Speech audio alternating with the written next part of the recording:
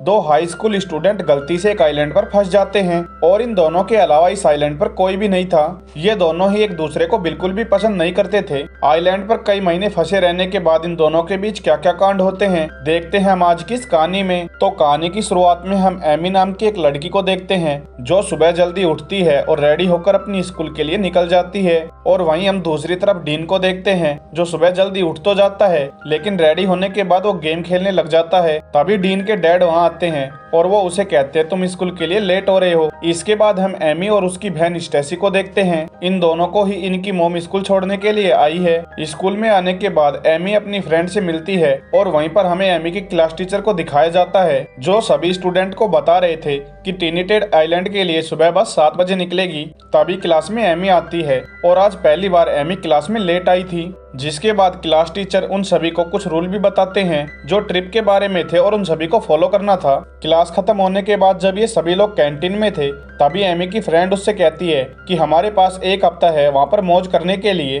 और उसी बीच वो ये भी कहती है कि हमें एमी और उस लड़के का पैचअप भी तो करवाना है। कहीं ना कहीं एमी उस लड़के को पसंद करती थी। उस लड़के का नाम स्टीव था। इसके बाद हम डीन को देखते हैं जो चाकू से एप्पल काट रहा था। तभी एक टीचर डीन को स्कूल में चाकू लाने की वजह से प्रिंसिपल के पास भेज देती है। अगले दिन सुबह हम एमी को देखते हैं जो ट्रिप पर जाने के लिए अपना सामान पैक कर रही थी। एमी अपने मॉम डैड को थैंक यू भी बोलती है ट्रिप पर जाने देने के लिए। और इधर हम दूसरी तरफ डीन को देखते हैं जिसका ट्रिप पर जाने का बिल्कुल भी मन नहीं था लेकिन उसके डैड के कहने पर वो भी जाने के लिए तैयार हो जाता है। इसके बाद वो सभी मिलकर ट्रिनिटी आइलैंड के लिए निकल जाते हैं और वहाँ पर पहुँच जाते हैं। वहाँ पर पहुँचने के बाद एक टीचर उन सभी स्टूडेंट को कहती है कि तुम सभी यहाँ पर पूल में थोड़ी देर एंजॉय कर सकते हो। जिसके बाद हम डिनर पर मिलेंगे। इसके बाद एमी अपनी कुछ फ्रेंड के साथ पूल पर आती है और ये सभी पूल में नहाकर मस्ती करने लगते हैं। और यहीं हम डीन को देखते हैं जो अकेला बालकनी में खड़ा होकर उन सभी को देख रहा था क्योंकि वैसे भी डीन का यहाँ पर आने का मन नहीं था। इसके बाद एमी के पास उसकी एक फ्रेंड आती है जो उन्हें कहती है कि स्टीव ने उन्हें कार्निवल पार्टी के लिए एक बोट पर बुलाया है। उसकी बात सुनकर एमी तो उसे मना करती है लेकिन उसकी दूसरी फ्रेंड उसे मना लेती है वहाँ पर जाने के लिए। इसके बाद एमी अपनी फ्रेंड के साथ उस बोट पर आ जाती है जहाँ पर कार्निवल पार्टी चल रही थी। इसके बाद एमी स्टीवन को ढूंढने लगती है। तभी एमी देखती है कि स्टीवन किसी और के साथ लगा हुआ है। तभी डीन एमी से बोलता है कि तुम्हारा बॉयफ्रेंड किसी और के साथ मजे कर रहा है। और तभी वहाँ पर पुलिस आ जाती है जो इनकी पार्टी रुकवा देती है क्योंकि उन्हें लग रहा था कि यहाँ पर कुछ गलत काम चल रहे हैं। तभी पुलिस उन्हें बोट के आगे वाले हिस्से में आने के लिए कहती है लेकिन इसी दौरान एमी का पैर फिसल जाता है और वो नीचे पानी में गिर जाती है। और तभी डीन एमी को बचाने के लिए पानी में कूद जाता है। इसके बाद डीन एमी को एक छोटी बोट पर लेकर आ जाता है और उस बोट से बंधी रस्सी को काट देता है। तो एमी उसे कहती है तुमने ऐसा क्यों किया। तो डीन उसे कहता है मुझे पुलिस वाले मामले में नहीं पड़ना है। लेकिन फिर तभी इनकी बोट वहाँ से जाने लगती है। तो डीन एमी से कहता है कि हम उन लोगों का पीछा कर लेंगे। तभी बारिश स्टार्ट हो जाती है और डीन देखता है कि इस बोट पर मोटर नहीं थी और ये देखकर एमी बहुत ज्यादा दुखी हो जाती है। और तभी वहाँ पर एक जोरदार तूफान आता है। अगले दिन हम देखते हैं कि सभी टीचर ने मिलकर उस ट्रिप को कैंसिल कर दिया था। तभी एमी की फ्रेंड उन टीचर के पास आती है और उनसे कहती है कि एमी कल रात से गायब है और आखिरी बार हमने उन्हें उस बोट पर देखा था जहाँ पर पार्टी चल रही थी। इसके बाद टीचर उन सभी की अटेंडेंस लेते हैं और तभी उन्हें पता चलता है कि डीन भी यहाँ पर नहीं है, वो भी गायब है। इसके बाद एक लड़की पुलिस से पूछती है कि क्या उन दोनों को ढूंढना पॉसिबल है। तो पुलिस वाले कहते हैं वैसे भी समुद्र में उन दोनों को ढूंढना पॉसिबल नहीं है और वो दोनों अपने आप ही लौट आएंगे। वहीं हम सुबह डीन और एमी को देखते हैं जो उस बोट पर समुद्र में फंसे हुए थे। डीन का फोन भी पूरी तरह से खराब हो चुका था। तभी डीन एमी का फोन मांगता है कॉल करने के लिए लेकिन एमी के फोन में बिल्कुल भी सिग्नल नहीं था। तभी एमी डीन से कहती है कि ये अच्छा होता कि अगर हम उनके पास चले जाते। लेकिन तभी एमी को दूर एक आइलैंड दिखाई देता है जिसके बाद वो उस आइलैंड की तरफ जाने लगते हैं और जैसे तैसे करके उस आइलैंड पर पहुंच जाते हैं। इधर डीन के डैड को पता चलता है कि उसका बेटा गायब है तो वो जल्दी से भागकर स्कूल में जाते हैं और इधर एमी के मॉम डैड भी स्कूल में आ जाते हैं। फिर वे सभी मिलकर डीन और एमी के बारे में पूछते हैं और हम प्रिंसिपल को देखते हैं जिसे कुछ समझ नहीं आ रहा था कि इन लोगों को क्या जवाब देना है। इसलिए डीन की मॉम उस आइलैंड पर जाकर उन सभी को ढूंढने की कोशिश करती है। इसलिए डीन की मॉम उस आइलैंड पर जाकर डीन और एमी को ढूंढने की कोशिश करती है और इधर ये दोनों इस आइलैंड पर कोई होटल ढूंढने के लिए निकल जाते हैं। इन्हें चलते चलते बहुत देर हो गई थी, लेकिन इन दोनों को ही इस आइलैंड पर एक भी इंसान दिखाई नहीं देता। इसके बाद ये दोनों मिलकर एक गुफा के पास जाते हैं ताकि ये दोनों उसमें रात गुजार सके। लेकिन तभी गुफा में से बहुत सारे चमगादड़ बाहर निकलते हैं, जिसकी वजह से दोनों अपनी बोट पर वापस आने का फैसला करते हैं। लेकिन ये दोनों वहां आकर देखते हैं कि इनकी बोट वापस से समुद्र की लहरों के साथ समुद्र में चली गई थी। अब इस आइलैंड पर रुकने के अलावा इन दोनों के पास और कोई रास्ता नहीं था। जिसके बाद रात हो जाती है और एमी डीन से बताती है कि मेरे पास एक फ्लेयर गन है जिसकी वजह से हमें मदद मिल सकती है। फिर डीन आग लगाता है क्योंकि एमी को ठंड लग रही थी, इसलिए डीन उसे अपनी शर्ट निकाल कर भी दे देता है। अगली सुबह जब डीन उठता है तो वो देखता है कि एमी किनारे पर SOS साइन बना रही है ताकि उन्हें मदद मिल सके। इधर डीन और एमी के मॉम डैड को एक आदमी बताता है कि वो सभी पुलिस वाले मिलकर एमी और डीन को ढूंढ रहे हैं, लेकिन 2 दिन हो गए हैं अभी तक उनका कुछ पता नहीं चला। लेकिन वो बोल रहे हैं कि वो जल्द ही उन्हें ढूंढ लेंगे। इसके बाद हमें एमी को दिखाया जाता है जो जंगल में पीने का पानी लेने गई थी, लेकिन तभी उसे वहां पर एक अजीब सी आवाज सुनाई देती है तो वो उस पर ज्यादा ध्यान नहीं देती। इसके बाद बारिश से बचने के लिए दोनों रहने के लिए एक झोपड़ी बनाते हैं। कुछ देर बाद एमी पत्थरों और लकड़ियों की मदद से एक बड़ा SOS का साइन बनाती है। इसके बाद डीन को एक केले का पेड़ मिलता है और ये दोनों केले खाकर अपने पेट को शांत कर लेते हैं। अब दिन में ज्यादा गर्मी लगने की वजह से एमी अपनी जींस काटकर छोटा कर लेती है।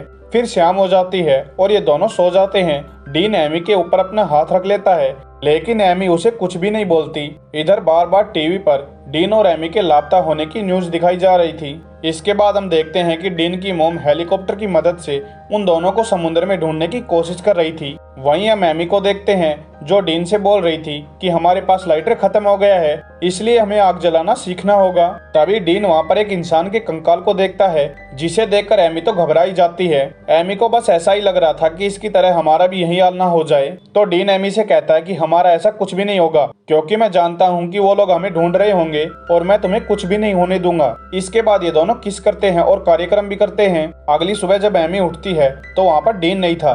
डीन को ढूंढने के लिए एमी जंगल में जाती है। तभी वो देखती है कि डीन वहाँ पर एक गड्ढा खोदकर उस कंकाल को दफना रहा था, लेकिन यहाँ पर एमी गलती से नीचे गिर जाती है और उसकी वजह से उसके पैर में चोट भी लग जाती है। डीन इसके लिए सॉरी बोलता है और उसकी चोट को साफ भी करता है। कुछ देर बाद वहाँ पर बारिश होने लग जाती है और ये दोनों बारिश का मजा लेते हुए मौज मस्ती करने लगते हैं। अगले दिन न्यूज में दिखाया जाता है कि डीन और एमी को गायब हुए 1 महीने से ज्यादा समय हो गया था, इसलिए ऑफिशियली अब उन दोनों को ढूंढना बंद कर दिया गया है, क्योंकि ऐसा माना जा रहा था कि अब वो दोनों जिंदा नहीं है। लेकिन एमी के दोस्तों को ऐसा लग रहा था कि शायद वे दोनों अभी भी जिंदा हैं। जिसके बाद डीन के मॉम डैड दोनों अपने अपने घर लौट आते हैं और यहाँ हम दूसरी तरफ देखते हैं कि डीन और एमी यहाँ पर मौज मस्ती कर रहे हैं, इसी उम्मीद में कि कोई ना कोई तो इन्हें बचाने आएगा। और इसी चक्कर में ये दोनों एक दूसरे से प्यार भी करने लगे थे। एक दिन जब ये दोनों आराम कर रहे थे तभी एमी डीन से पूछती है कि तुमने पहली बार किसके साथ किया था। तो डीन उससे कहता है कि मैंने पहली बार अपने से बड़ी लड़की के साथ किया था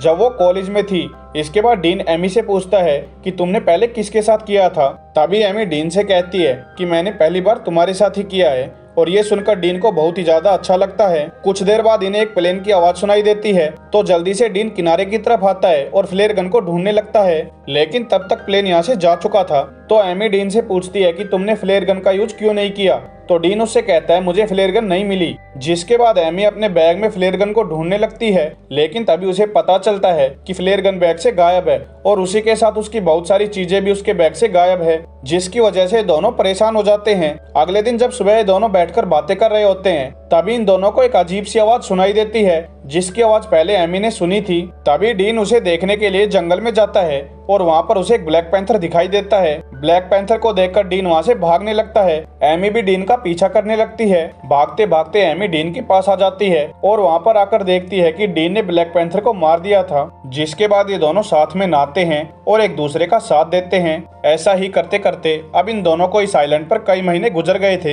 एक दिन जब ये दोनों लेटकर आराम कर रहे थे तभी एक बंदर ऊपर से एमी का सामान फेंकने लगता है और तभी इन्हें पता चलता है कि इनकी फ्लेयर गन भी उस बंदर के पास थी। एमी बंदर को केले का लालच देकर फ्लेयर गन को ले लेती है। गन मिलने के बाद एमी एक फायर करती है, जिससे डीन को बहुत ज्यादा गुस्सा आता है, क्योंकि अब उन दोनों के पास एक ही मौका था। जिसके कुछ देर बाद जब डीन मछलियां पकड़ रहा था तभी इन दोनों को हेलीकॉप्टर की आवाज सुनाई देती है और ये दोनों जल्दी से भागकर किनारे पर आते हैं और एमी फ्लेयर गन चला देती है, जिससे पायलट उन दोनों को देख लेता है और इन दोनों को रेस्क्यू कर लिया जाता है। जिसके बाद हमें दिखाया जाता है कि एयरपोर्ट पर इन दोनों को लेने के लिए इनके मॉम डैड भी आ गए थे और कई महीने बाद सभी इनसे मिलकर बहुत खुश थे। इसके बाद दोनों अपने अपने घर आते हैं और रात को डीन एमी से मिलने उसके घर पर जाता है। तभी एमी डीन को बताती है कि मेरी मॉम एक पार्टी देना चाहती है हम दोनों के मिलने की खुशी में। फिर एमी डीन को पार्टी में आने के लिए बोलती है। अगले दिन जब पार्टी में डीन जाता है और डीन वहाँ पर देखता है कि पार्टी में एमी के बहुत सारे दोस्त भी आए थे। अगले दिन से दोनों उसी तरह स्कूल जाने लगते हैं और अपना जीवन जीने लगते हैं।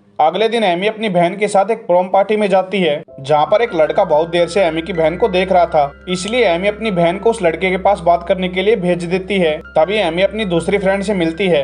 तभी एमी डीन को देखती है जो बारिश में बाहर भीग रहा था। जिसके बाद एमी डीन के पास जाती है और डीन एमी को एक गिफ्ट भी देता है। जिसके बाद वो उसे अपने साथ डांस करने के लिए बोलता है। जिसके बाद ये दोनों किस करते हैं और साथ में डांस करने लगते हैं और इसी सीन के साथ ये मूवी यहीं पर खत्म हो जाती है। अगर आपको मूवी अच्छी लगी हो तो प्लीज कमेंट बॉक्स में जरूर बताएं।